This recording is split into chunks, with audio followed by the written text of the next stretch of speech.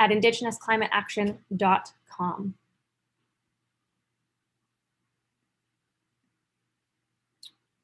A reminder that we have a hashtag going around. You can engage with ICA on social media on Twitter, Instagram, and Facebook. And if you're posting about this conference, feel free to use the hashtag Indigeconomy. Lastly, we do have mental health support available. If there are any sensitive or triggering topics that come up for you during these 3 days, you're invited to reach out to Susan, a mental health first aid trainer who is there to support you. In order to access these services, please contact anyone with ICA in their name on the Zoom call, and you'll be able to be directed in the right place. And with that, I'm going to pass it off to Corinna, who will introduce themselves. And stop my share, sorry. There we go. Corinna, the floor is yours. Hi folks, Smishka Triana Karina Hamia Furak Alman Ferenje Ferenan Dunya Ascot Mishagas Muscly Magas Lewis. My name is Karina. I come from unceded Coast Salish territory. Here as a graphic recorder. So my role is here to be a listener and a witness. I'm a settler on unceded territory, and so I'm very much here just to reflect back what I'm hearing, be supportive to the conversations as they're happening, and offer you live illustrations as the conversation is happening. The reason I'm popping on here is just to let everyone know that although the notes are not meant to be comprehensive, so things will be missing. If there is an error, if there's a spelling mistake, or if something is captured that does not reflect the experience that everyone is having here today, it's really important that we do our best to get that right. So please feel free to drop it in the chat, and I'll do my best to correct that. And also that these images belong to you, and you'll be receiving high-res digital copies of them once the conference is over. So you're welcome to take screenshots or photos, but don't fret if you miss something. And I just saw a question. My shirt says, colonialism does not spark joy. Thanks for that question. That's it. Thanks to be here. We're really grateful to be of service to this conversation.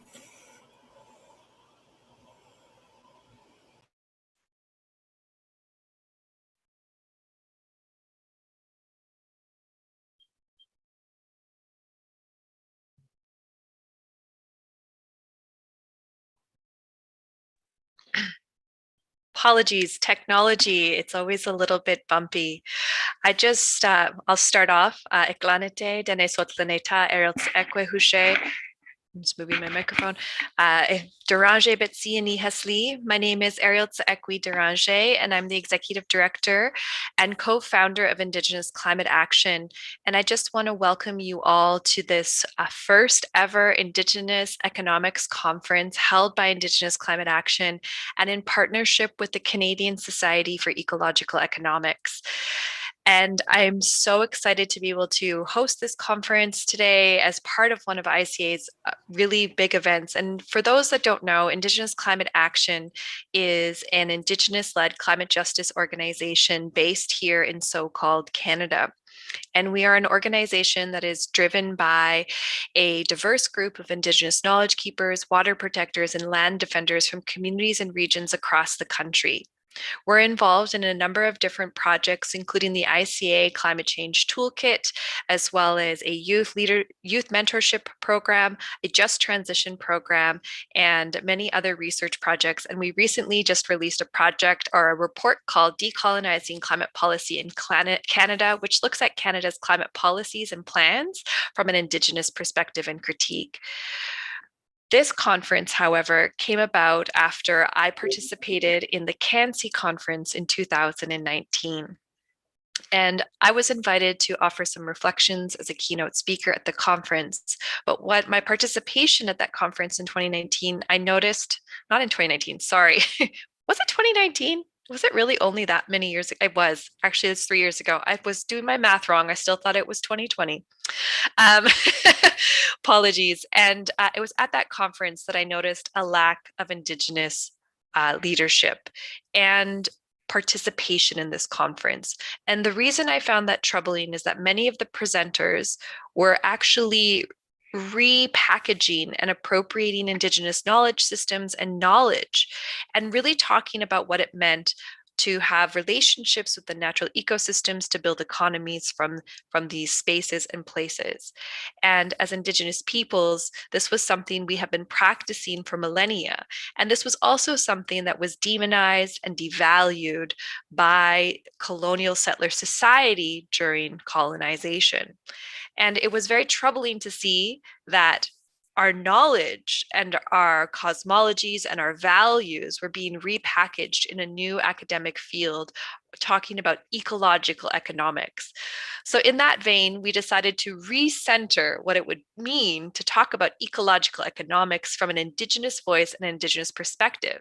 And I challenged CANSI, or the Canadian Society for Ecological Economics, to join Indigenous Climate Action in hosting an Indigenous Ecological Economics conference, where we would collaborate and bring Indigenous leaders and voices to the front of this conversation to try to shift that discourse to holding up Indigenous peoples and leaders as the leading and founding creators of what ecological economics looks like. And that's such an interesting thing. I want to just start with that, is that ecological economics, these are Western academic colonial words.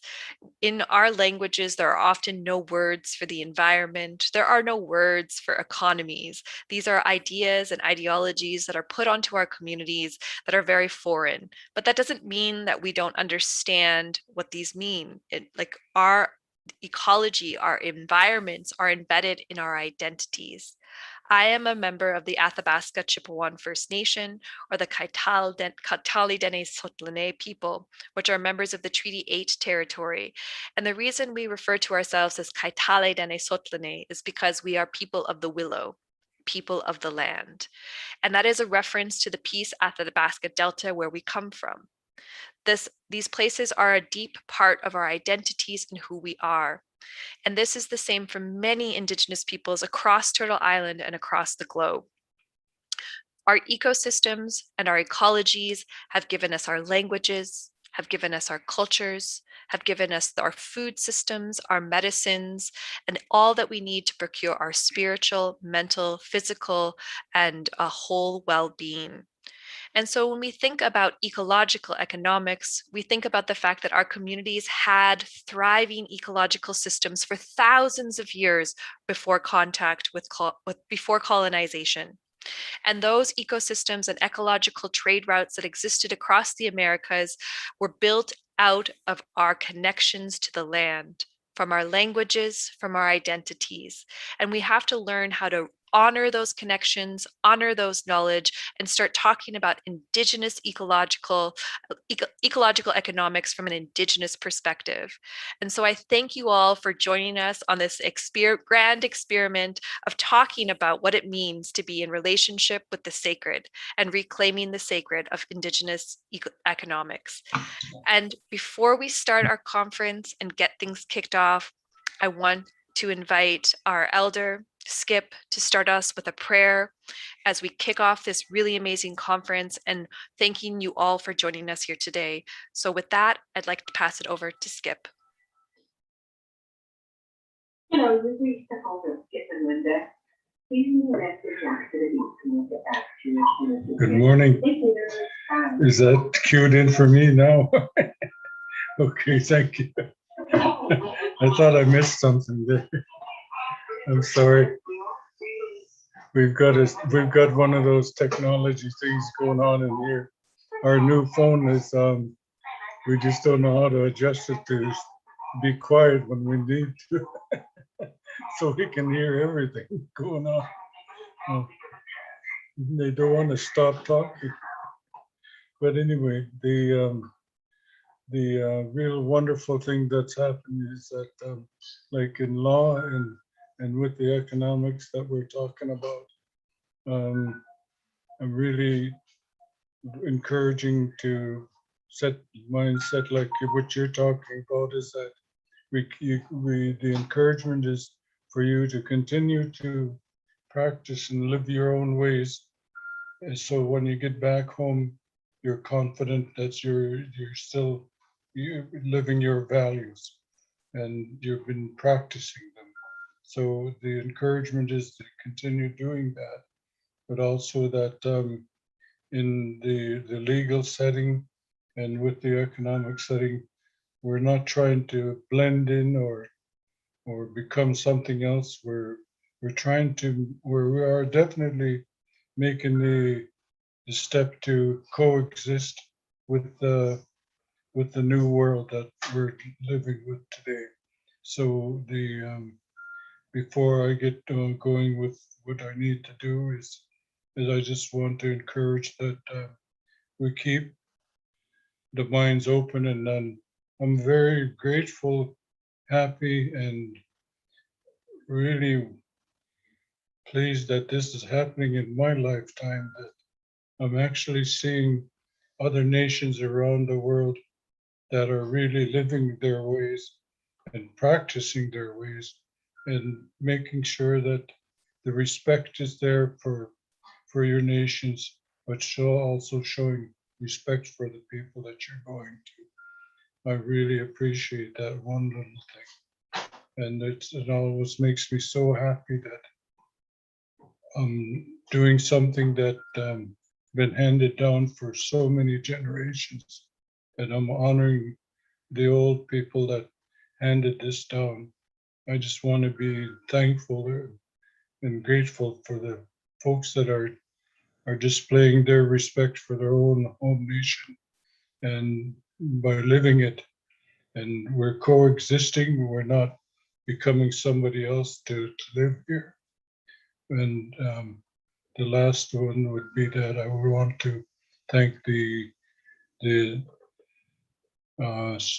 UVic for allowing me to do this. And on the island, we have three major nations. The on the west coast of the island is our Nuu nations, and on the north coast is the Kwakwala people, and on the south coast is the Coast Salish that I came from, where the Coast Salish extends up the Fraser Valley, down across Washington, northern Washington. So I have relatives on both sides of our area. But I just want to make sure that I expressed my appreciation for the respect that you're showing for your own nation and for our nation. I'm really pleased that you're at least on the way to keeping our folks happy that are on their own journey, having them understand that we're on the right way. And I want to thank you for allowing me to say that you are welcome to our Lekwungen territory. Aichka, thank you. Have a real good conference. Amen.